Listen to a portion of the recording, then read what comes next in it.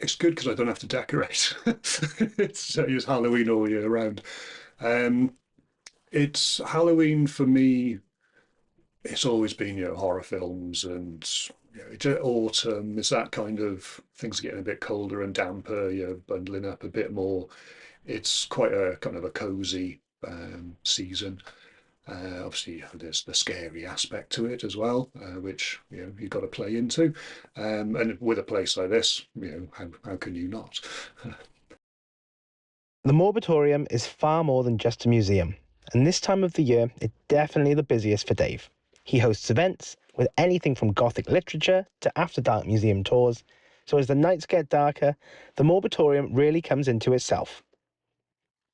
Well, we've got quite a few events now going into the new year. Halloween and Christmas are the two biggies. So this Halloween is the first time in 2 years that I've been open on Halloween night.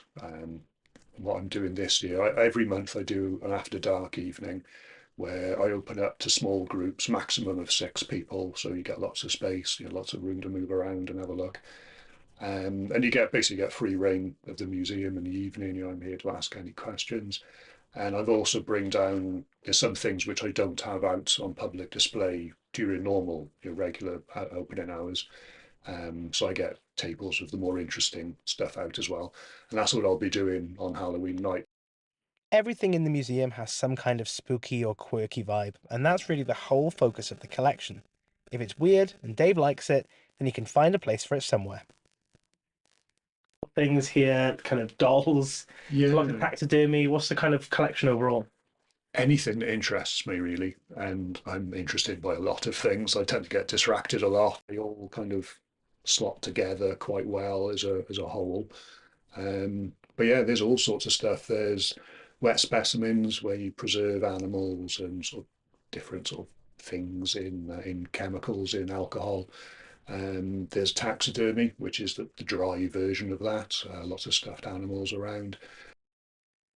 Dave's collection has been ongoing since he was a teenager. It started out as a hobby, which he held for decades, but only in the last 10 years or so has it become what we can see here today, and some things he still has from the very beginning. There's some books I've got upstairs, which are all kind of related to it, sort of magic and occult kind of stuff. Yeah, it's mainly some old books I've got. Um, most of this, yeah, most of this is it's certainly in the last 10 years since I've had the house, and I was now, never going to use downstairs for anything. It would have just turned into storage.